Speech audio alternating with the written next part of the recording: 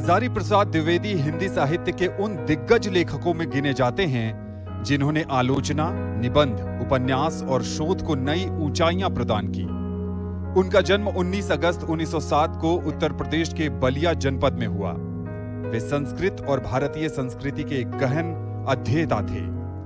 साहित्य अकादमी पुरस्कार से सम्मानित द्विवेदी जी ने हिंदी साहित्य में गहरी वैचारिकता और सशक्त सांस्कृतिक दृष्टि का समावेश किया। आचार्य हजारी प्रसाद द्विवेदी की रचनाएं सदैव शोध का विषय रही हैं। देश के विभिन्न विश्वविद्यालयों में शोधार्थी उनकी कृतियों पर निरंतर शोध कार्य कर रहे हैं।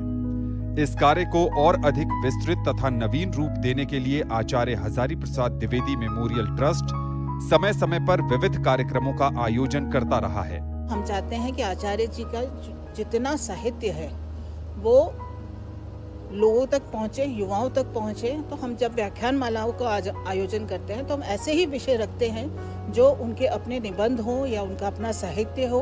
और आने वाले समय में हम कोशिश ये करेंगे कि उनके साहित्य को अलग अलग भाषाओं में अनुवाद करें।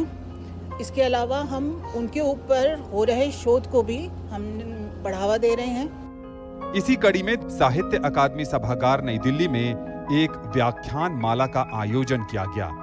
कार्यक्रम की अध्यक्षता राज्यसभा के उपसभापति हरिवंश नारायण सिंह ने की। कार्यक्रम का विषय था अशोक के फूल।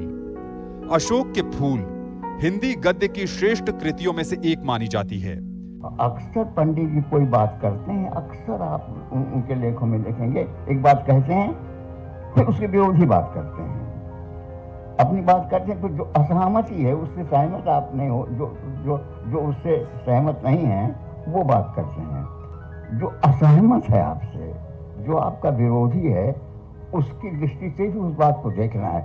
पंडित जी के व्यक्तित्व का और उनकी संस्कृति का एक बहुत बड़ा अंश ये था कि पंडित जी असहमति का बड़ा आदर करते थे। इस संग्रह के निबंध केवल साहित्यिक ही नहीं बल्कि सांस्कृतिक और दार्शनिक विमर्श भी प्रस्तुत करते हैं। इनमें कहीं ऐतिहासिक प्रसंग मिलते हैं तो कहीं सामाजिक जीवन की झलक, कहीं लोक परंपरा की सुगंध है तो कहीं भारतीयता का भाव। द्विवेदी जी के ही शब्दों में सारे मानव समाज को सुंदर बनाने की साधना का नाम ही साहित्य है। उनकी दृष्टि में मनुष्य की सर्वोत्तम कृति साहित्य है और उसे मनुष्य पद का अधिकारी बने रहने के लिए साहित्य ही एकमात्र सहारा है।